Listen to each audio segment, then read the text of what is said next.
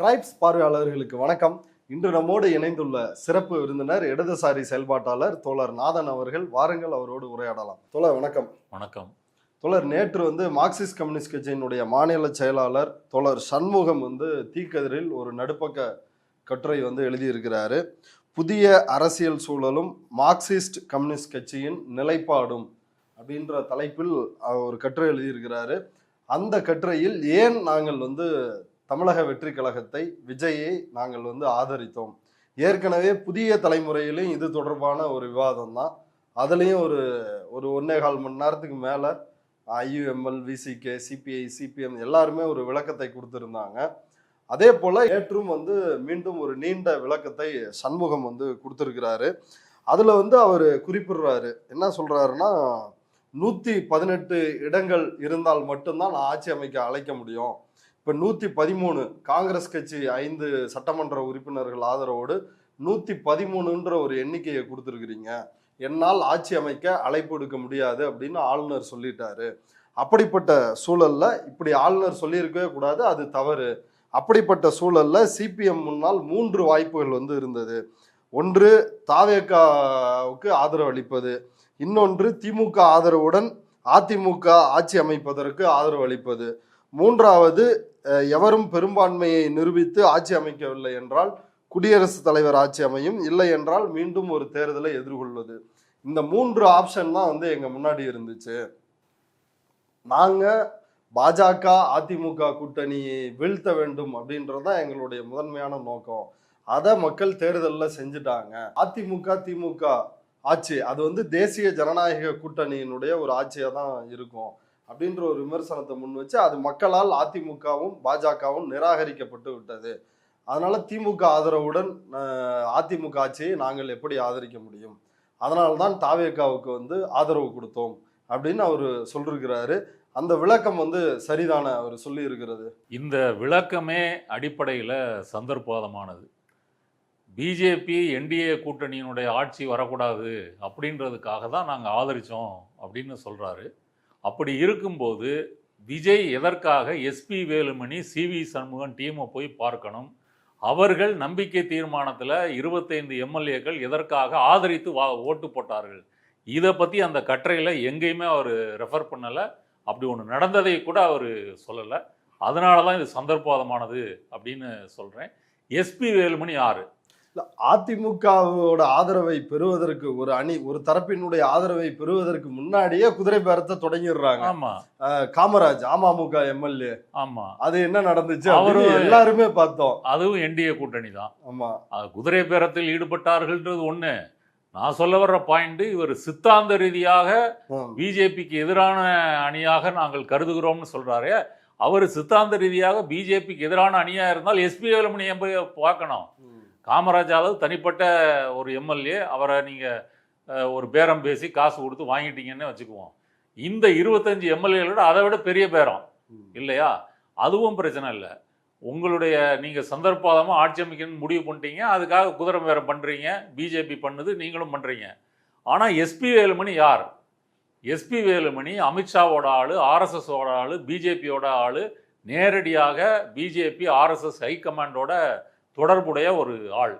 எடப்பாடி கட்சியிலேயே அவர் தான் பிஜேபிக்கு ஆதரவான வியூகங்களை கொண்டு அமல்படுத்தக்கூடிய இடத்துல இருக்கிறாரு. அப்படிப்பட்டவரை விஜய் எதற்காக பார்க்கணும்? அப்படிப்பட்டவருடைய வாக்குகளை எதற்காக வாங்கணும்? அப்போ குதிரை பேரமும் தப்பு, கோட்பாடு ரீதியாகவும் இது தப்பு. இதை பற்றி சண்முகம் ஏன் மறைக்கிறார்? அப்போ தான் செய்த அந்த சந்தர்ப்பவாதமான ஒரு நிலைப்பாட்டுக்கு கோட்பாடு ரீதியாக நாங்கள் சரியாக தான் செய்திருக்கிறோம் அப்படின்னு முட்டு கொடுக்கின்ற வேலையை தான் அவர் செஞ்சிருக்கிறாரு. அடுத்ததாக விஜய் எங்கேயாவது இவர் சொன்ன பாயிண்ட்டை சொல்லியிருக்காரா? தமிழ்நாட்டில் பிஜேபி மறைமுகமாக ஆட்சி செய்ய துடிக்கிறது, ஆளுநர் மூலமாக சதி செய்ய நினைக்கிறது, இப்படி எங்கேயாவது அவர் பேசியிருக்காரா? அவருடைய கட்சிக்காரங்க எங்கே ஏதாவது பேசியிருக்காங்களா? இவர் 4-5 வாட்டி ஆளுநர் மாளிகையில் போய் பார்த்துட்டு திரும்ப திரும்ப வாராரு. ஒரு இன்ஸ்டால்மெண்ட்டில் தான் அவருடைய ஆதரவு எண்ணிக்கை கூடிக்கிட்டே போகுது. அப்போ தாவேகா அதை ஏன் சொல்லவில்லை? ஆதரித்த நீங்கள் பிஜேபி சதி என்று சொல்லும்போது அதற்கு பாதிப்புக்குள்ளான தாவேகாவோ விஜயோ இதை பற்றி ஏன் சொல்லலை? அப்ப அவங்களே பிஜேபியோட ஆட்சி வருது அப்படின்றத பத்தி கவலைப்படல. இல்ல ஆனா கடிதம் கொடுக்கறப்ப ஆதரவு கேட்டு அவங்க அனுப்பின கடிதத்துல மதச்சார்பின்மை கொள்கையில் எப்பொழுதும் சமரசம் செய்து கொள்ள மாட்டோம், அனைவருக்குமான ஆட்சியாக எங்கள் ஆட்சி இருக்கும், நேர்மையான ஆட்சியை தருவோம் என்று கூறியிருந்தனர். நேரில் சந்தித்த போதும் இதை உறுதிப்படுத்தினர். பிஜேபியும் அதானங்க பேசுது. பிஜேபிட்ட போய் கேட்டு பாருங்க, என்ன சொல்லுவாங்க? நீங்க மத சார்புள்ள கட்சியா மத சார்பற்ற கட்சியானா மத சார்பற்ற கட்சியா தான். நேர்மையான ஆட்சி பண்ணுவீங்களா? நேர்மையான ஆட்சி தான். எல்லாரும் எல்லா மதத்துக்கும் சமமான ஆட்சி அப்படின்னு சொல்லுவாங்க. இது ஒரு பொதுவான எல்லா தேர்தல் அரசியல் இருக்கக்கூடிய எல்லா கட்சிகளும் பேசக்கூடிய ஒரு விஷயம், பிஜேபியும் பேசக்கூடிய விஷயம். இதற்கு அளவுகோல் என்ன? நீங்க உங்களுடைய மார்க்சிய சிந்தனைகளில் பேசுவது போல நடைமுறையில் உரசி பார்த்து அவர் உண்மையிலேயே மதச்சார்பற்ற கொள்கையை கடைபிடிக்கிறாரா அப்படின்னு நீங்கள் எதுவும் உரசி பார்த்துருக்கீங்களா? அப்படி எதுவும் இல்லையே. இப்போ தமிழ்நாட்டின் முதல் பெண் அமைச்சர் அப்படின்னு ஒரு பொய் செய்தி பரப்பின கீர்த்தனா அவங்க 2-3 மாதத்துக்கு முன்னாடி ஜனம் டிவியில் மோடியை ஆதரித்து பேசுகிறாங்க. எதுக்கு எடுத்தாலும் மோடியை குத்தம் சொல்கிறாங்க அப்படின்னு அப்பட்டமாக மோடியை ஆதரித்து பேசுகிறாங்க. அப்புறம் உங்களுடைய மின்சாரத்துறை அமைச்சர் நிர்மல்குமார் நேரடியாக பிஜேபி ஆர்எஸ்எஸ்ல ட்ரெயின் ஆகிட்டு தான் இங்கே வாராரு. இன்னமும் அவர் சங்கி தான், அதில் எந்த மாற்று கருத்தும் இல்லை. அறநிலைத்துறை அமைச்சர் ரமேஷ் பஜ்ரங் தளுக்கு ஜே போட்டிருக்கிறாரு தன்னுடைய ஃபேஸ்புக் பதிவுகளில். இப்படி உங்கள் தாவேகாவினுடைய கட்சிக்குள்ளேயே பிஜேபியினுடைய ஸ்லீப்பர் செல்கள் நிறைய பேர் இருக்கும் பொழுது எதை வைத்து நீங்கள் சொல்கிறீங்க? சரி, நடைமுறையில் ஏதாவது ஒரு இஷ்யூ சொல்லுங்கள். உதாரணத்துக்கு திருப்பரங்குன்றம் பல முறை பேசிட்டோம். திருப்பரங்குன்றம் குறித்து அவங்களுடைய ஸ்டாண்ட் என்ன? பேசக்கூடாது. அது பேசி ஒரு பிரச்சனைக்கு முன்னாடி அப்படிதான், இப்பயும் அப்படிதான். இப்ப பழைய நிலையே தொடரும்ன்றாங்க. 2 ஆண்டுகளுக்கு முன்னாடி உள்ள நிலை தொடரும்னு சொல்றாங்களே தவிர நீதிமன்ற தீர்ப்பு போய் ஏத்தணும்னு வந்துருச்சு, அதை எதிர்த்து மேல்முறையீடு பண்ணுவோம்னு சொல்லலை. அப்போ அடுத்த கார்த்திகை தீபம் வரும்போது இவர்கள் ஏற்றி விட்டு இது நீதிமன்றம் உத்தரவு போட்டுருச்சு, நாங்கள் எதுவும் செய்வதற்கு இல்லை. எப்படி இன்னைக்கு தேசிய கீதம் 2 முறை பாடினதுக்கு சப்பக்கட்டு கட்டுறாங்களோ அதே சப்பக்கட்டை கட்டுவாங்க.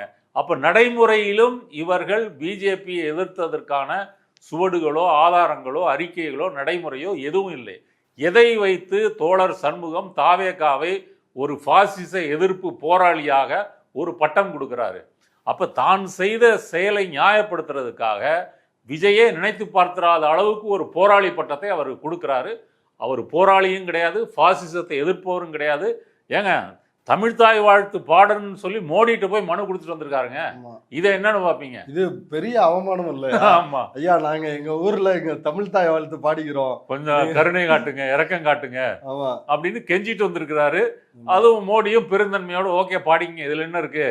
ஆனா தேசிய அது ஒரு தனியா பாடினா தமிழ்தாய் வாழ்த்து தனியா பாடிட்டா தீட்டாயிரும் அப்படின்னு ஜனகணமனோட சேர்த்து போட்டு தீட்ட கழிச்சிட்டாங்க. ஆமா, இல்ல இது ஆளுநர் மாளிகையில நடந்தப்ப இவர் என்ன விளக்கம் கொடுத்தாரு சண்முகம் அப்படின்னு எல்லாரும் பார்த்துட்டு தான் இருந்தாங்க. நாங்க போய் சிஎம் கேட்டோம், சிஎம் இது ஆளுநரோட நிகழ்ச்சி, இங்க அப்படிதானா அப்படின்னு ஆளுநர் தரப்புல இருந்து சொல்லிட்டாங்க. இது சிஎம் என்கிட்ட சொன்னாருன்னு இவர் தான் சொன்னாரு. இப்ப ஏன் 2 தடவை தேசிய கீதம் பாடுறாங்க? தேசிய கீதத்தோட தமிழ்தாய் வாழ்த்து, இது ஒரு புதிய மரபு இல்லையா தமிழ்நாட்டுக்கு? புதிய மரபு. அது முக்கியமான அதனுடைய எவிடன்ஸ் ஆளுநர் போட்ட பதிவு, இது சரித்திர நிகழ்வுன்றாரு. அப்ப இதற்கு முன்னாடி தமிழ்நாட்டுல தேசிய கீதம் முதல்ல பாடப்படல. ரவிக்கு பெரிய பிரச்சனையே தானே. ஆமா, ரவி இருக்கிற வரைக்கும் இதுக்காக தானே வெளிநடப்பு பண்ணாரு, இதுக்காகவும் வெளிநடப்பு பண்ணாரு. உரையில வார்த்தைகளை மாத்தினது அதையும் செஞ்சாரு, இதுக்காகவும் தேசிய கீதம் முதல்ல பாடலன்னு வெளிநடப்பு செஞ்சிருக்காரு. அப்ப ஆளுநருக்கும் தாவேகாவுக்கும் பிஜேபிக்கும் தாவேகாவுக்கும் ஒரு புரிதல் இருக்கிறது, அண்டர்ஸ்டாண்டிங் இருக்குது அப்படின்றது நம்ம இதுவரை பேசின அத்தனை சம்பவங்கள் இருக்கும்போது எதை வைத்து கொண்டு அவங்க எல்லாருக்கும் மதசார்பற்ற ஆட்சியை கொடுப்போம் அப்படின்னு ஒரு பொதுவான மேம்போக்கான ஒரு ஸ்டேட்மெண்ட்டை வைத்து நீங்க நம்பிட்டீங்கன்னா அவ்வளவு அப்பாவிகளா நீங்க? அவ்வளவு தூரம் அரசியலை பற்றி உங்களுக்கு தெரியாதா அப்படின்ற கேள்விதான் எழுது. இந்த கட்டுரையினுடைய இன்னொரு பகுதியில் அவர் என்ன சொல்றாரு அப்படின்னா, மக்களால் நிராகரிக்கப்பட்ட அதிமுக பாஜக கூட்டணி நிராகரிக்கப்பட்டுருச்சு, அதிமுகவை திமுக ஆதரித்து ஆட்சியில் அமர்த்த திட்டமிடுறாங்க, இது ஒரு அப்பட்டமான சந்தர்ப்பவாதம் அப்படின்னு விமர்சிக்கிறாரு. அதிமுக ஒரு திராவிட கட்சியே இல்லை அப்படின்னு இவங்க தான் கடந்த காலத்துல சொன்னாங்க. ஆனா திராவிட கட்சி அப்படின்ற அடிப்படையில ஆட்சி அமைக்க எங்கள்கிட்ட ஆதரவு கேட்டாங்க அப்படின்னு விளக்கத்தை கொடுத்துட்டு நாளை இடதுசாரிகள் ஆட்சி அமைக்கின்ற சூழல் வந்தாலும் இவர்கள் ஆட்சி அமைக்க விடமாட்டாங்க. இடதுசாரி கட்சிகள் ஆட்சி அமைக்கும் சூழல் ஏற்பட்டாலும் திமுக அதிமுக இதே நிலைப்பாட்டை மேற்கொள்வார்கள் என்பதில் சந்தேகம் இல்லை அப்படின்றாரு. அதாவது இந்த இரு துருவ அரசியலை தாண்டி இன்னொருவரை வரவிட மாட்டார்கள். நாளை இடதுசாரிகளையும் இப்படிதான் பண்ணுவாங்க. ஆட்சி அமைக்க வந்தாலும் அவங்க மறைமுகமா சதி பண்ணி ஆட்சிக்கு வர்றதுக்கு தான் பார்ப்பாங்க. இப்ப இந்த கேள்வியை இவர்கள் மட்டுமல்ல, விசிகா, ஐயுஎம்எல் எல்லாருமே இதை பத்தி திரும்ப திரும்ப பேசுறாங்க. முதல் விஷயம், நடைமுறையில இது களத்திற்கு நடைமுறைக்கு வந்திருக்குதா? அப்படி வரல. அதிகாரப்பூர்வமாக ஏதாவது அறிக்கைகள் வந்திருக்குதா? இல்ல. ஆனால் இது மறைமுகமாகவோ இரண்டாம் கட்ட நிர்வாகிகள் அளவுலையோ இது பேசப்பட்டிருக்கலாம்னா பேசப்பட்டிருக்கலாம். ஒரு ஹங் அசம்பிளி வரும்போது இந்த மாதிரி பல சாத்தியப்பாடுகள் அரசியல் மட்டங்கள்ல எழும் பேசுவாங்க. அதை யார் எதிர்க்க வேண்டும்? நீங்க தானே எதிர்க்கணும். நாங்க தான் எதிர்த்திருக்கிறோம் அப்படின்னு நீங்க சொல்றீங்க. அப்போ உங்க எதிர்ப்பு அதுல உறுதியாக இருந்தால் நீங்க ஸ்டாலின் தான் முதலமைச்சர்னு சொல்லி ஓட்டு வாங்கியிருக்கிறீங்க. நீங்க விஜய் ஆட்சிக்கு வரக்கூடாது அப்படின்னு சொல்லி தான் வாக்கு வாங்கியிருக்கிறீங்க. 2 எம்எல்ஏக்கள் ஜெயிச்சிருக்கிறீங்க. காங்கிரஸ் உள்ளிட்டு ஐயுஎம்எல் வரைக்கும் கிட்டத்தட்ட 13 எம்எல்ஏக்கள் அதை வைத்து தான் வாங்கியிருக்கிறீங்க. அப்படி இருக்கும்போது நீங்க எப்படி விஜய் ஆதரிக்கலாம்? அது நீங்கள் பெற்ற வாக்குகளுக்கு மக்களுக்கு இழைத்த துரோகமா இல்லையா? நீங்க மற்றப்ப அதுக்கு கேட்டா என்ன சொல்றீங்க? கவர்னர் ஆட்சி வந்துடும், அதெல்லாம் வந்துடும். இப்போ வரும்போது என்ன சொல்றீங்க? திமுக அதிமுக சரி பண்ணிருச்சு. அப்ப திமுக வர வேண்டும் அப்படின்னு தானே உங்களுக்கு மேண்டேட் கொடுத்துருக்காங்க. அந்த மேண்டேட் எப்படி நீங்க மீறீங்க? இடதுசாரிகள் இல்லைங்க. இப்ப நீங்க சொல்றது ஓகே. நீங்க குறிப்பிட்ட இதே வாதத்துக்கு பதில் சொல்றாரு சண்முகம். அது என்ன சொல்றாருன்னா, திமுக ஆதரவுடன் தேசிய ஜனநாயக கூட்டணி ஆட்சி என்பதை ஏற்க முடியாது. அந்த காரணத்தை சொல்லியாச்சு. அடுத்த இருக்கிற ஒரே வாய்ப்பு தாவேகா தான். அதனாலதான் தேர்வு செஞ்சோம். இல்லைன்னா குடியரசுத் தலைவர் ஆச்சு அப்படின்றதுக்கு தானே அதை பதிலாவே சொல்றாரு. இப்ப திமுக ஏன் வெளிநடப்பு செய்யணும்? நம்பிக்கை தீர்மானம் வரும்போது அதுக்கு முன்னாடியே ஸ்டாலின் என்ன சொன்னாரு? நாங்கள் இந்த தீர்ப்பை மதிக்கிறோம், இதற்கு எதிராக செயல்பட மாட்டோம், எதிர்கட்சியாக செயல்படுவோம், 6 மாதம் விமர்சிக்க மாட்டோம், நம்பிக்கை தீர்மானத்தின் வரும்போது நாங்கள் இடையூறு செய்ய மாட்டோம்னு வெளிநடப்பு செஞ்சிருக்கிறாங்க இல்லையா? வெளிநடப்பு செஞ்சுட்டாலே சட்டமன்றத்தில் எவ்வளவு பேர் இருக்கிறாங்களோ அதுல தான் மெஜாரிட்டி. அப்ப திமுக செய்தது போல் நீங்க செய்யலாமே. நீங்களோ விடுதலை சிறுத்தைகளோ ஐயுஎம்எல்லோ காங்கிரஸோ எல்லாரும் பேசி வச்சுக்கிட்டு இந்த ஆட்சியை நமக்கு மேண்டேட் திமுகக்குன்னு சொல்லி தான் வாங்கியிருக்கிறோம், முதலமைச்சர் ஸ்டாலின் தான் வாங்கியிருக்கிறோம், அதை வச்சு ஜெயிச்சிருக்கிறோம், அதுக்கு துரோகம் பண்ண முடியாது. அதே சமயம் இப்படி ஒன்று வந்திருக்கு. திமுக எடுத்த நிலைப்பாட்டை நம்மளும் எடுப்போம், 13 பேரும் வெளிநடப்பு செஞ்சிருவோம். வெளிநடப்பு செஞ்சாலே உங்களுக்கு பெரும்பான்மை காப்பாற்றப்படும். ஒவ்வொரு முறை நீங்க அதை செய்யுங்க. நீங்க போய் நீங்க பெட்ரோமாஸ் லைட்டே தான் வேணுமா அப்படின்ற கேள்வி வருதா இல்லையா? அப்ப திமுக எதற்காக வெளிநடப்பு செஞ்சது? அப்ப திமுகவும் தாவேகாவும் மறைமுக கூட்டணியா? அப்படி இல்ல. மக்கள் தீர்ப்பை மதித்து தானே அதை செஞ்சது. இப்படி வாதிக்கணும்னா அப்படி சொல்லலாம். திமுகவும் தாவேகாவும் கூட்டணின்னு சொல்லலாம். இப்ப எடப்பாடி ஃப்ளோர்ல இருந்து எதுக்கு ஓட்டு போடுறாரு? அப்ப திமுக போல அவர் ஏன் செய்யல? அப்போ அவருக்கு வேற நிலைப்பாடு, எதிர்த்து ஓட்டு போடணும் அப்படின்றது அவருடைய நிலைப்பாடா இருக்குது. அப்படி இதெல்லாம் பரிசீலிச்சு பார்க்கணும்ல.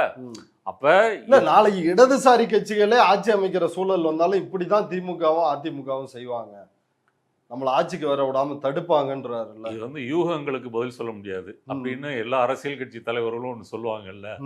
இது யூகம் மட்டும் இல்ல, இது கற்பனைக்கு அப்பாற்பட்ட ஒரு செய்தி.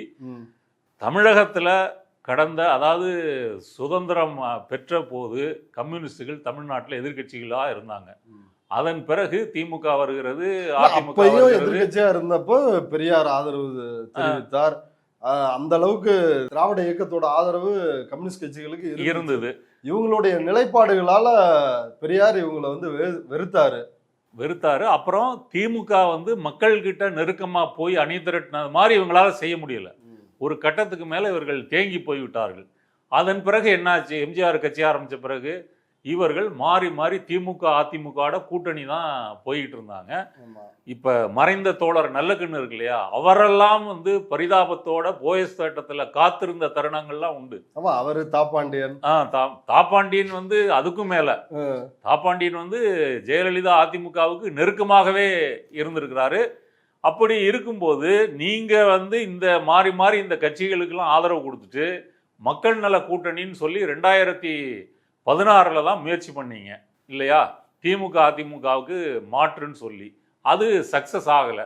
உடனே திரும்ப திமுகட்ட வந்து சேர்ந்துட்டீங்க. அதனால உங்களுடைய நிலையே அதுதான். உங்களுடைய நிலையே திமுக அதிமுகவை மாறி மாறி ஆதரிக்க வேணும், ஆதரிக்கும் அப்படின்றதான் உங்க நிலை. அதுல நீங்க உறுதியா இருந்து கழகங்களுக்கு மாற்று ஒன்று வரணும்னு எப்ப இருந்து சார் நீங்க முயற்சி பண்ணீங்க? அப்ப நீங்க எம்ஜிஆர் கட்சி ஆரம்பிச்ச போது, திமுக கட்சி ஆரம்பிச்ச போதே நீங்க செஞ்சிருக்கணுமே, ஏன் செய்யல? இல்ல அதான் எடுக்காத முயற்சி நடக்காத ஒன்று. போதைய சூழல்ல அப்படிதான் இருக்குது.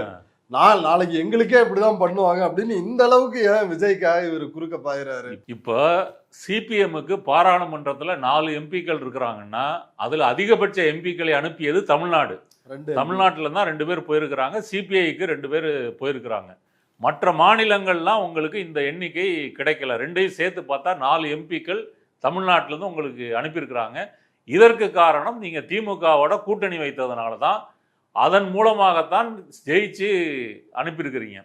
இப்படி இருக்கும்போது எதிர்காலத்தில் வந்து இடதுசாரிகள் ஆட்சி அமைச்சா இவங்க பண்ணுவாங்க அப்படின்னு சொல்கிறது இருக்கு இல்லையா, அது வந்து ஊர் போய் சேர முடியாதவர்கள் சொல்லக்கூடிய ஒரு சாக்கு போக்கு தான். நீங்களே அதை கடைபிடிக்கவில்லை. நீங்களே இப்போ விஜயை வந்து ஏன் ஆதரிச்சணுன்றதுக்காக இப்படியெல்லாம் வந்து, அதாவது ஒரு பொது புத்தியில் இது பேசப்படுறது இருக்கு இல்லையா. இப்போ கமலஹாசன் வராரு, விஜயகாந்த் வராரு, இப்படி நடிகர்களோ இல்லை புதுசாக கட்சி ஆரம்பிக்கிறவங்களோ என்ன சொல்கிறாங்க, கழகங்கள் இல்லாத மாற்று. அண்ணாமலையும் தானே சொன்னார், பிஜேபி அதை தானே சொல்லுது. அப்போ பிஜேபி சொல்கிற கருத்தெல்லாம் சண்முகமும் சொல்கிறாரு, கழகங்கள் இல்லாத ஒரு மாற்று வந்து வேணும். இப்போ காங்கிரஸ் கூட்டணிக்கு, தாவேகா கூட்டணி போகும்போது என்ன சொல்கிறாங்க, 60-50 ஆண்டுகளாக நாங்கள் வந்து மந்திரி சபையே இல்லை, திமுக அதிமுக தான் மாறி மாறி வரும்னாங்க, கூட்டணியே நடக்காது அப்படின்னாங்க. இப்போ நடந்திருக்குல்ல, நாங்கள் போய் சேர்ந்துருக்குறோம்ல. இது அடிப்படையில் திராவிட இயக்கத்தின் மீதான வெறுப்பில் இருந்து வருவது. இந்த மாறி மாறி வந்துட்டாங்க, அவங்கள நாங்கள் ஆதரிக்க முடியாது. அதைத்தான் இவரும் சொல்லுகிறார். அதுக்கு ஒரு கோட்பாட்டு விளக்கம் மாதிரி அதை நியாயப்படுத்துறாரு. இப்போ அடுத்து வந்து என்ன சொல்றாரு அப்படின்னா, இன்றைய இளைய தலைமுறையினர் தங்களின் வாழ்க்கை அனுபவத்திலிருந்து புதிய மாற்று சக்தி ஆட்சிக்கு வர வேண்டும் என்று விரும்பி வாக்களித்துள்ளனர். இங்கு மட்டுமல்ல, உலகின் பல நாடுகளில் இடதுசாரி வலதுசாரி 2 தரப்புக்கும் வெற்றி கிடைத்து ஆட்சியில் அமர்ந்துள்ளனர். நேபாளம், இலங்கை போன்ற அண்டை நாடுகளிலேயே இளைஞர்களின் பேராவாசத்தை கண்டோம். எனவே இங்கு மட்டும் மாற்றமே கூடாது என்பது சரியா? சமூக வலைதளத்தை சரியாக பயன்படுத்தி மக்களை ஏமாற்றி தாவேகாவினர் வெற்றி பெற்றுவிட்டனர். இது ரீல்ஸ் ஆட்சி தானே தவிர ரியல் ஆட்சி அல்ல என்ற கருத்து முன்வைக்கப்படுகிறது. ஆம், திமுக ஆட்சியின் மீது மக்களுக்கு இருந்த அதிருப்தியை சரியாக பயன்படுத்தி இருக்கின்றனர். சமூக வலைதளம் மூலம் மக்களின் முன் எழுப்பப்பட்ட பிரச்சனைகள் என்ன? ஒன்றிய பாஜக அரசும் மாநில திமுக ஆட்சியும் கடைபிடித்த நவ தாராளமய பொருளாதார கொள்கைகளின் விளைவாக மக்களுக்கு ஏற்பட்ட பாதிப்புகளை அவர்கள் உணர்ந்தனர். லஞ்சம், ஊழல், சொத்து குவிப்பு, கனிமவள கொள்ளை, பெண்கள் குழந்தைகள் மீதான பாலியல் கொடுமைகள், திமுக கொடுத்த சில தேர்தல் வாக்குறுதிகள் நிறைவேற்றப்படாததும், பல வாக்குறுதிகள் காலம் கடந்து நிறைவேற்றப்பட்டதும் உள்ளிட்ட பிரச்சனைகளைத்தான் சமூக வலைதளங்களின் மூலம் மக்களிடம் முன்வைத்தனர். நலத்திட்டங்கள் மட்டுமே மக்களை திருப்திப்படுத்தவில்லை என்பதை திமுகவினர் உணர வேண்டும். இதை கேட்டோன்னு ஒரு நிமிஷம் தலையை சுத்திருச்சு. அவர் எழுதியிருக்கிற கட்டுரையிலேயே மிகவும் அபத்தமான கருத்து இதுதான். இது ஒரு கம்யூனிஸ்ட் கட்சி, அதனுடைய பொதுச் செயலாளர், மார்க்சி ஆய்வு, வரலாற்று பொருள் முதல்வாதம், இயக்கவியல் பொருள் முதல்வாதம், ஏகாதிபத்தியம், இதெல்லாம் ஒரு நிமிஷம் நினைச்சு பார்க்கும்போது இவர்களுடைய ஆய்வு எவ்வளவு பயங்கரமா இருக்கு. இப்ப ரூட்டு ஜெகதீஷ் இதெல்லாம் படிச்சாருன்னு வச்சுங்க, ஏதாவது அவருக்கு புரியுமா? இந்த வெற்றிக்கு முக்கியமான ஒரு தூண் ரூட்டு ஜெகதீஷ், அப்புறம் ஆதவர்ஜுனா, அப்புறம் வாட்ஸ்அப் குழுக்கள், இன்ஸ்டாகிராம் இன்ஃப்ளூயன்சர்ஸ், செய்திகள். ஆமா, இவங்க எல்லாருக்கும் இந்த நவ தாராளவாத கொள்கை மத்திய அரசு மாநில அரசு கடைபிடிச்சிருக்கிறாங்க. அதனால மக்கள் மத்தியில் இது ஏதாவது அவங்களுக்கு தெரியுமா? இதை மக்கள் ஒரு பழமொழியில் ஒன்று சொல்லுவாங்க, கிராமத்தில் ஒருத்தன் காலில் எந்திரிச்சு திண்ணையில் படுத்துக்குவானாம். எந்திரிச்சு குளிச்சுட்டு சாப்பிட்டுட்டு திண்ணையில் படுத்துக்குவானாம். படுக்கும்போது தலை காணாமல் போயிடக்கூடாதுன்றதுக்கு கைக்கு பக்கத்தில் தலையை வச்சுட்டு திரும்ப மதியம் சாப்பிடுவான், நைட்டு சாப்பிடுவான், அப்படி தூங்கிட்டு இருப்பானா. ஒரு நாள் தட்டி எழுப்பி, வாப்பா இப்போ ஒரு மண்டபம் வரைக்கும் போயிட்டு வருவோம். சரி வரேன் அப்படின்னா மண்டபத்துக்கு கூப்பிட்டு போனாங்க. கூப்பிட்டு போய் கல்யாணம் பண்ணி வச்சுட்டாங்க. எதுக்கு? எனக்கு கல்யாணமா? ஒன்றுமே புரியல, என்ன பண்ணணும் கல்யாணம் பண்ணி? இப்படி அவன் கேட்குறானா. திண்ணையில் படுத்து கிடந்தவனுக்கு திடீர்னு கல்யாணம் பண்ணி வச்சா எப்படி இருக்கும்? அது மாதிரி தான் விஜய் சினிமாவில் நடிச்சுக்கிட்டு இருந்த ஒரு நடிகர், ஒரு நட்சத்திர நடிகர். ஒரு சினிமா ப்ரமோஷன், நட்சத்திர நடிகருக்கான ப்ரமோஷனை அப்படியே எலெக்ஷனில் நம்ம பண்ணி பார்க்கலான்னு ஒரு முட்டாள் கூட்டம் அதை வந்து செஞ்சுருக்குது. அந்த முட்டாள்தனத்தை ஏற்றுக்கக்கூடிய தரத்தில் இருக்கக்கூடிய தமிழக மக்கள் அதை தேர்வு செஞ்சுருக்காங்க.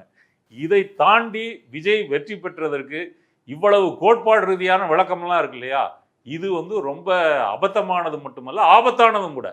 இன்னொரு கேள்வி, இதெல்லாம் தெரிஞ்சிருக்கக்கூடிய தோழர் சண்முகம் தேர்தலுக்கு முன்னாடியே இந்த ஆய்வுகளை பண்ணி போங்கடா நீங்களும் உங்க கூட்டணியும் வெளியில வந்திருக்கணும். ஆமா, அவர் ஏன்னா அவர் சொல்ற குற்றச்சாட்டுகள்லாம் ரொம்ப சாதாரண குற்றச்சாட்டு இல்லை. லஞ்சம், ஊழல், சொத்து குவிப்பு, கனிமவள கொள்ளை, பெண்கள் குழந்தைகள் மீதான பாலியல் கொடுமைகள், திமுக கொடுத்த வாக்குறுதிகள் சிலது வந்து நிறைவேற்றப்படாதது, பல வாக்குறுதிகள் காலம் தாழ்த்தி நிறைவேற்றப்பட்டது. இதை எல்லாத்தையும் சமூக வலைதளங்கள் மூலம் மக்கள் பிரச்சனையை வந்து சரியா எழுப்பி ஆட்சிக்கு வந்திருக்கிறாங்க தாவேகா அப்படின்னு வந்து அவர் சொல்றாரு. இப்ப கரூர் ஸ்டாம்பேடே மிகப்பெரிய உதாரணம் இல்லைங்களா? அதுல விஜய் குற்றவாளி, தன்னை ஒரு விக்டிமா அதுல வந்து மாத்திக்கிட்டு மேடையில பொய் பிரச்சாரம் பண்ணாரு. அது மட்டும் இல்ல, அந்த இறந்து போனவங்க குடும்பத்தினர் என்ன சொல்றாங்க, விஜயை பார்க்கறதுக்காக எங்க குழந்தைய பறிகொடுக்க வேண்டியிருக்கு அப்படின்னு சொல்றாங்க இல்லையா. இப்ப இதுக்கும் இந்த நவ தாராளவாத கொள்கைக்கு என்ன சம்பந்தம் இருக்கு? அப்ப இது அப்பட்டமான வெளிப்படையான ஒரு சினிமா மோகம், சினிமா பைத்தியமாக தமிழ்நாட்டில் ஒரு பெரும் மக்கள் கூட்டம் இருக்கிறாங்க. அவங்க தான் இப்படி சிந்திப்பாங்களே தவிர, இப்போ விஜய்க்கு வந்த வாக்குகள் என்பது அரசியல் ரீதியாக, நிர்வாக ரீதியாக அதிருப்திகளால் வந்த வாக்குகள் அல்ல. அதனால தான் விஜய்க்கு ஓட்டு போட்டவங்களே விஜய் ஜெயிப்பார்ன்றதை எதிர்பார்க்கல. இல்லைப்பா, அவங்க கட்சின்னு தான் நினைக்கிறேன். ஆயிஷா நடராஜன் எழுத்தாளர், அவரு எப்படி மாணிக் சர்க்காரினுடைய கவர்மெண்ட் வந்து திரிபுராவில் வீழ்த்தப்பட்டதோ அந்த மாதிரி அல்காரிதங்களை பயன்படுத்தி இப்படி ஜெயிச்சிருக்கிறாங்க அப்படின்னு அவரு இது எப்படி நடந்திருக்குதுன்னு அவர் வந்து அபிஷியலா வீடியோக்கள்ல பேசிக்கிட்டு இருக்கிறாரு. அதை பார்க்க முடியுது. அவங்க அதை கூட சண்முகம் தோழர் பார்க்கலையா அப்படின்றது ஆச்சரியமா. அதாங்க இப்ப என்னுடைய கேள்வி, நீங்க தேர்தலுக்கு முன்னாடி இந்த ஆய்வு ஏன் பண்ணல? இது உங்களுக்கு எல்லாம் தெரிஞ்சிருக்குல்ல. அப்பயும் நீங்க திமுகவுக்கு எதிராக நின்று இருக்கணும், இல்ல விஜய் கூட போய் சேர்ந்து நின்று இருக்கணும், மற்றவங்களெல்லாம் கன்வின்ஸ் பண்ணி மீண்டும் ஒரு மக்கள் நல்ல கூட்டணி அமைச்சிருக்கணும். தேர்தலுக்கு முன்னாடி என்ன சொன்னீங்க? பிஜேபி வந்துடக்கூடாது அப்படின்னு சொன்னீங்க. தேர்தல் முடிஞ்ச பிறகு இங்கே சட்டம் ஒழுங்கு பிரச்சனை, நவதாராளவாத. இப்போ இந்த நவதாராளவாத கொள்கை என்பது 30 வருஷமா இருக்குல்ல, 30 வருஷமா இருந்துகிட்டு இருக்கு. திமுகவும் அதிமுகவும் தான் மாறி மாறி வந்துகிட்டு இருக்குது. அப்போ இவ்வளவு நாள் வந்து மக்கள் 30 வருஷமா நவதாராளவாத கொள்கையை விரும்பி ஏற்றுக்கிட்டாங்க. விஜய் வந்த பிறகுதான் யோசிச்சு பார்க்குறாங்க, 30 வருஷம் நம்ம தப்பு போட்டோம்ல, இனிமே நம்ம நவதாராளவாத கொள்கையை எதிர்க்கணும்.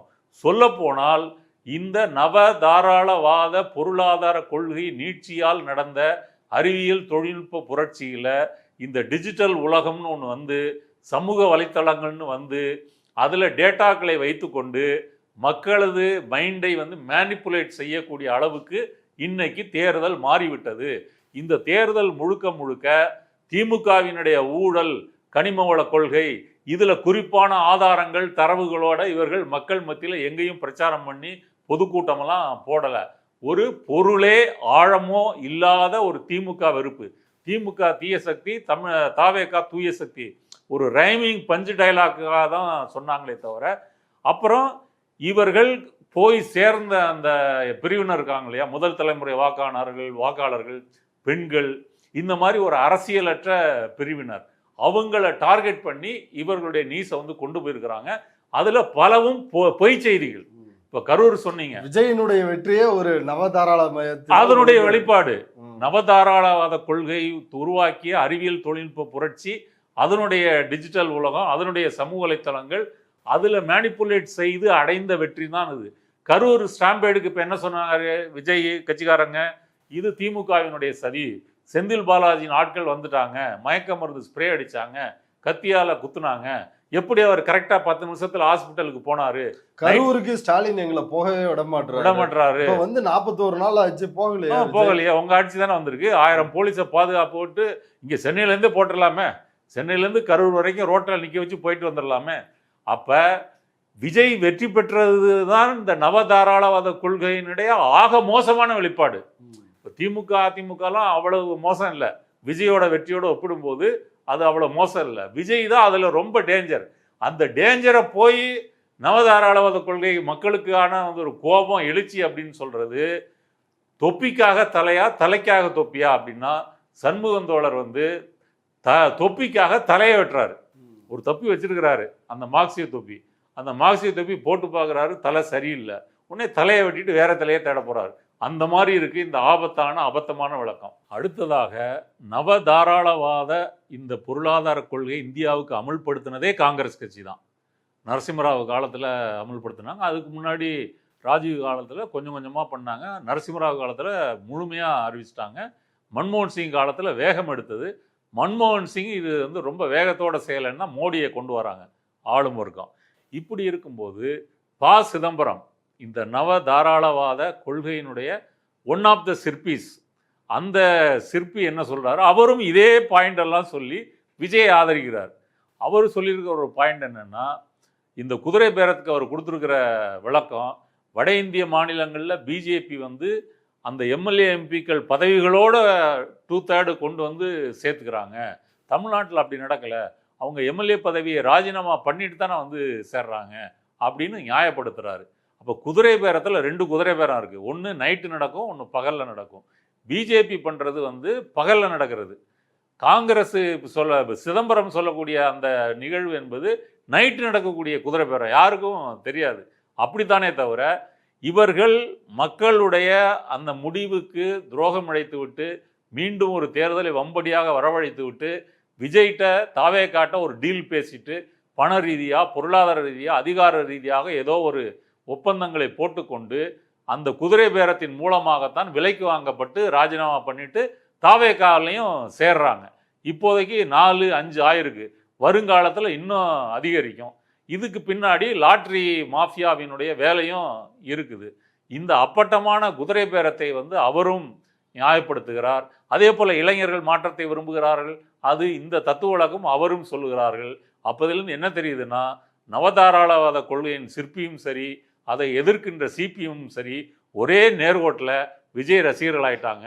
இதையும் புரிஞ்சுக்கலாம். ஓகே, அவர் வந்து இது ரீல்ஸ் ஆட்சி தானே தவிர ரியல் ஆட்சி அப்படின்ற கருத்து முன்வைக்கப்படுகிறது. ஆம், திமுக ஆட்சியின் மீது மக்களுக்கு இருந்த அதிருப்தியை சரியாக பயன்படுத்தினார் அப்படின்ற. இதுக்கு என்ன சொல்றதுன்னே தெரியலையே. இது மக்களுக்கு அதிருப்தி இருந்ததுனால ரீல்ஸ்ன்னு அந்த 1 நிமிஷம் வீடியோ பார்த்தோன்னா மக்கள் உஷாராயிட்டாங்களா?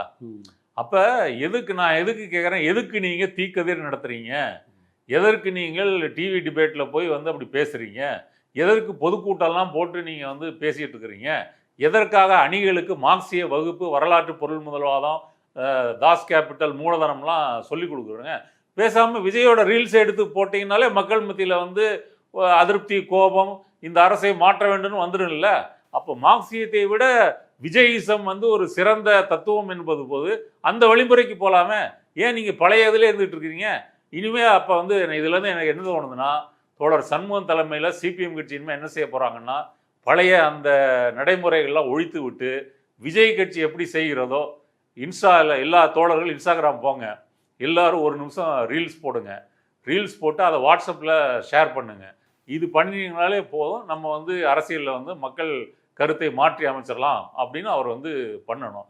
இதில் வந்து ரொம்ப பரிதாபத்துக்குரியது என்ன அப்படின்னு சொன்னால், ஒரு முட்டாள் கூட்டம் ஒரு போகிற போக்கில் ஒரு சினிமா வெற்றியடை வைக்கிறது போல ஆட்சியை பிடித்து விட்டது அப்படின்ற அந்த நிகழ்வை இவ்வளவு தூரம் வந்து கொள்கை, சித்தாந்த விளக்கம், வரலாறு, அது பொருளாதாரம், சமூகவியல், இதெல்லாம் வந்து இவ்வளவு துறைகளை வைத்து கொண்டு ஆய்வு செய்வதற்கு இல்லையா, இதுதான் ரொம்ப ஆபத்தானது. இது சொல்லப்போனால் சிபிஎம் உள்ளிட்ட பல கம்யூனிஸ்டுகள்கிட்ட இருக்கிற ஒரு நோய்.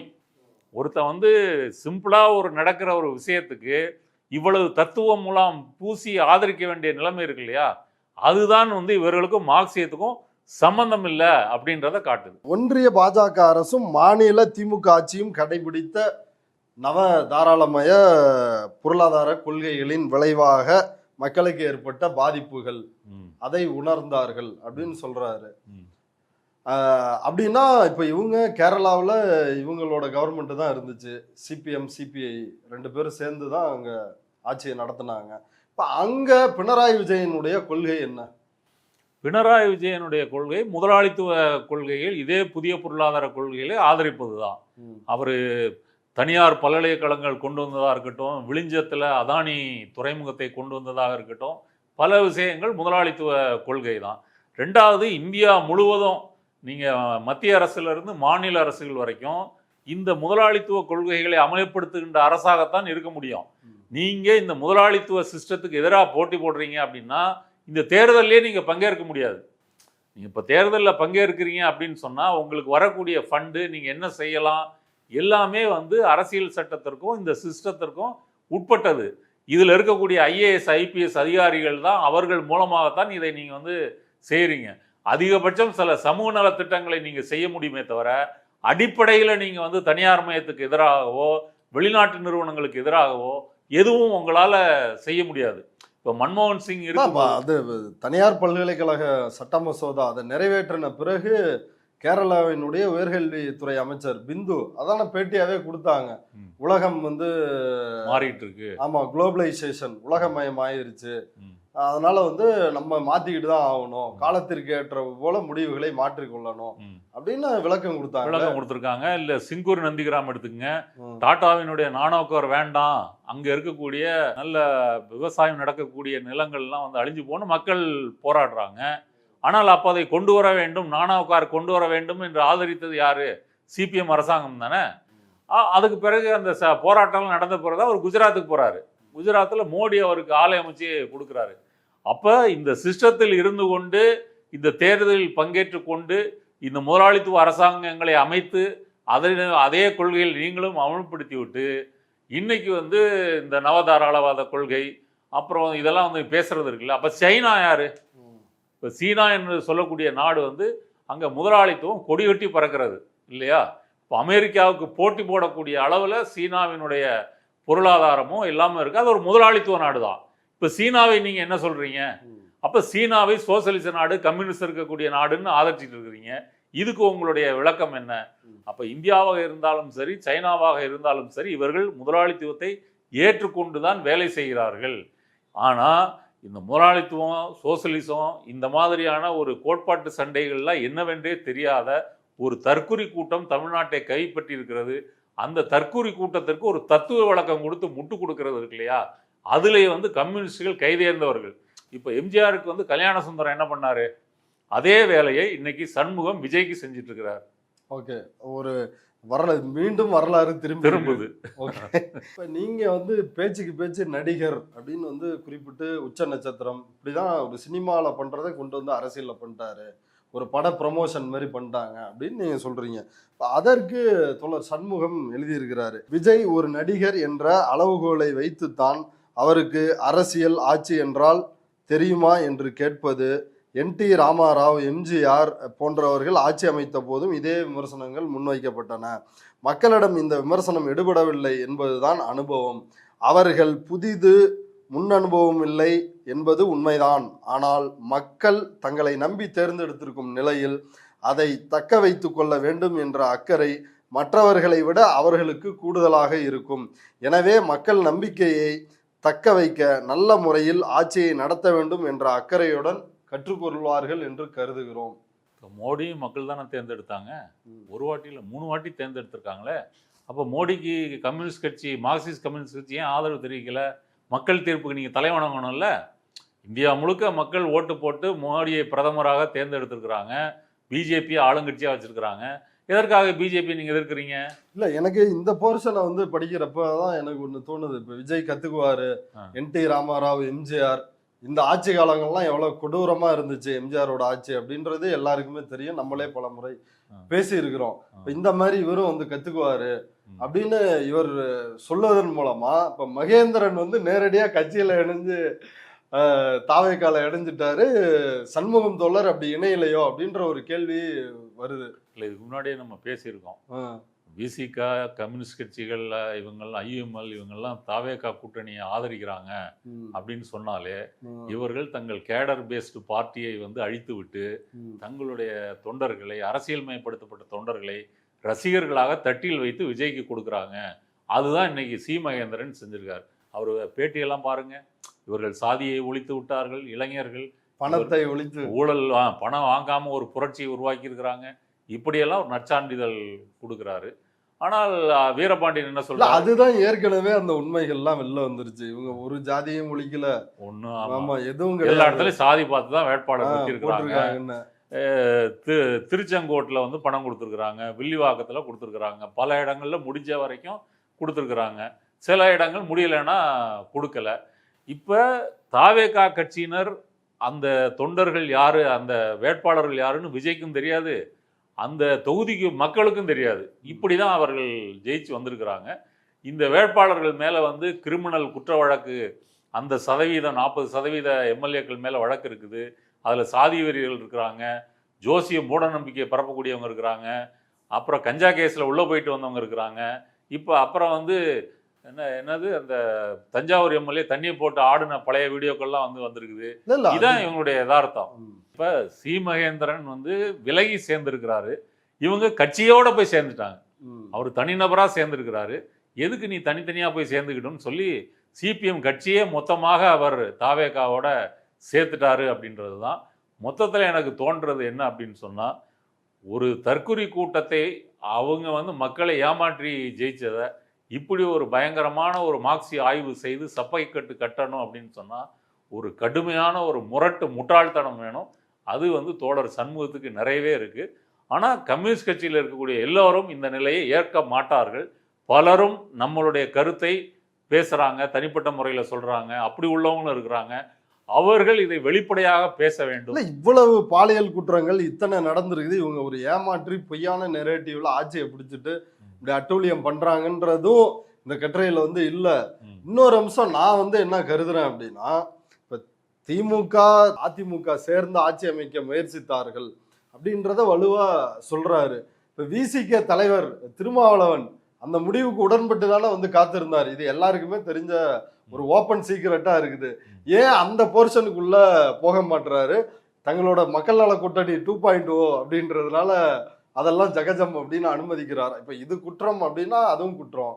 அதே போல ஆதரவு பெற்றது, அதிமுகவில் இருந்து ஒரு பிரிவினரோட ஆதரவை பெற்றது, அதுவும் வந்து ஒரு குற்றம்.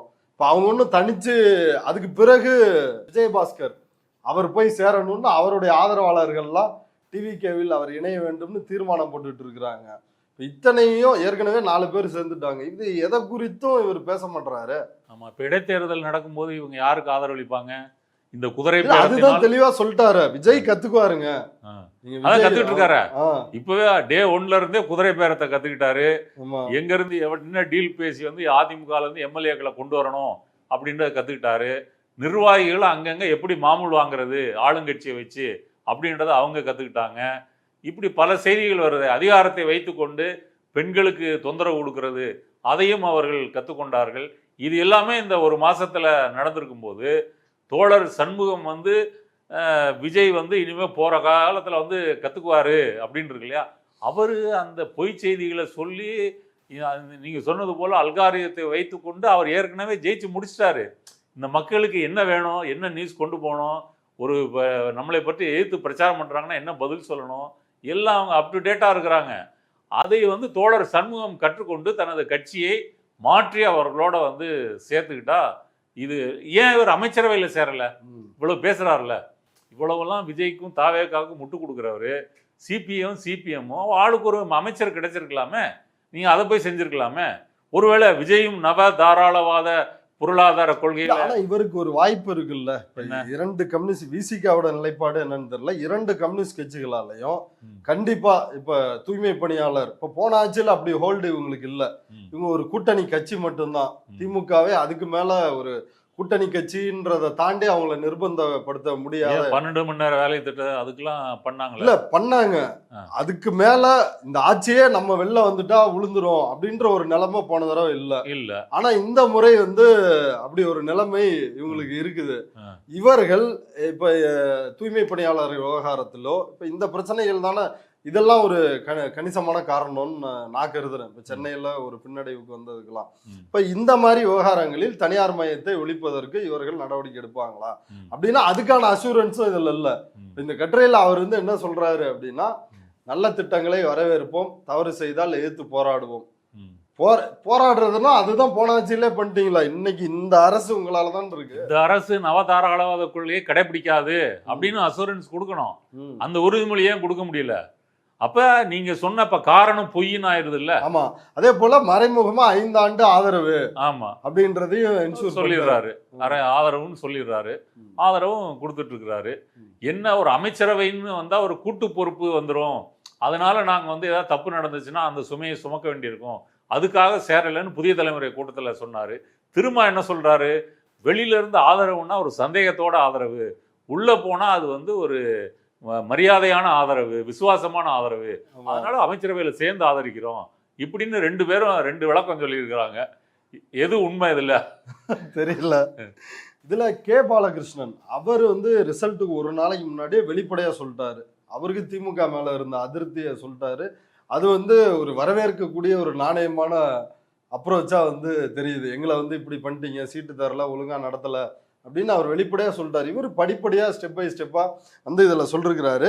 இதுல என்ன அப்படின்னா, சு வெங்கடேசன் எம்பி அவர் சிபிஎம் வெளியிட்ட அறிக்கையை போட்டு அவர் ஒரு பதிவு எழுதியிருக்காரு. தமிழ்தாய் வாழ்த்து மற்றும் வந்தே மாதரம் ஆகிய 2 பாடல்கள் விவகாரத்திலும் உறுதியான நிலைப்பாடு எடுத்த தமிழக அரசுக்கு வாழ்த்துகள் அப்படின்னு சொல்லி பதிவு போட்டிருக்காரு. ஆளுநர் உரையின் பொதுத்தன்மையை வரவேற்பதோடு அதே நேரத்தில் குறிப்பிட்ட பிரச்சனையில் மார்க்சிஸ்ட் கட்சியின் வலியுறுத்தலை தமிழக அரசு கவனத்தில் கொண்டு சரியான நடவடிக்கை எடுக்கணும்ன்றாரு. இதுல தான் தமிழ்தாய் வாழ்த்து வந்தே மாதரம் 2லயும் உறுதியான நிலைப்பாடு எடுத்த அரசுக்கு வாழ்த்து, தமிழக அரசுக்கு அப்படின்றாரு. அப்படி என்ன உறுதியான நிலைப்பாடு? அதான் தேசிய கீதம் முதல்ல பாட்டு 2வது வாட்டி பாடினாங்க, தமிழ்தாய் வாழ்த்து முதல்ல பாடினாங்கல்ல. இப்போ அவங்க எப்படி கொண்டு போறாங்கன்னா அந்த நரேஷனை தமிழ்தாய் வாழ்த்து 3வதா இருந்து முதலிடத்துக்கு கொண்டு வந்துட்டோம், அது எங்களுடைய வெற்றி அப்படின்னு இவங்க நினைச்சுக்கிறாங்க. இப்போ ஆளுநர் சரித்திர நிகழ்வுன்னு சொல்லியிருக்காரு இல்லையா, அதுதான் வெங்கடேசனுக்கான பதில். இப்போ ஆளுநர் இதை ஏன் கொண்டாட வேண்டும்? RN ரவி தொடங்கி வைத்த அந்த தர்ம யுத்தத்தை அர்லேக்கர் இன்னைக்கு சாதித்திருக்கிறார். ஏன் சாதிச்சிருக்கிறாருன்னா, ஒரு தற்கொலை கூட்டம் வந்திருக்குது, ஒரு பலவீனமான முதலமைச்சர் வந்திருக்கிறாரு. அதனால மோடி, பிஜேபி, அமித்ஷா இவங்கள்லாம் அரசியல் சாதுரியங்கள் மூலமாக அவர்களை இப்போ சிவசேனா கட்சி உடைக்கிற மாதிரி, மம்தா பானர்ஜி உடைக்கிற மாதிரி இதெல்லாம் தேவையில்லை. சொன்னால் தம்பி கேட்டுக்குவார், நம்ம தம்பி தான் அப்படின்னு டீல் பண்ணுறாங்க. அதனால தான் ஒரு சரித்திர நிகழ்வுன்னு சொல்லியிருக்காரு. சு வெங்கடேசனை பொறுத்தவரை மார்க்சிஸ்ட் கம்யூனிஸ்ட் கட்சியில் விஜய் ரசிகர் மன்ற கிளையினுடைய ஒரு செயலாளராக இருப்பாரோ அப்படின்ற சந்தேகம் தான் எனக்கு வருது. ஓகே தோழர், இப்போ இன்னும் பல அடுத்தடுத்து நிறைய சம்பவங்கள் வரப்போது, அதில் என்ன மாதிரி முடிவுகளை எடுக்க போகிறாங்க, எப்படி தனியார் மயத்தை ஒழிக்க போகிறாங்க அப்படின்றத பார்ப்போம். இவ்வளவு நேரம் நம்முடைய பார்வையாளர்களுக்காக நேரத்தை ஒதுக்கி கருத்துக்களை பகிர்ந்துட்டதுக்கு ரொம்ப நன்றி தோழர். நன்றி.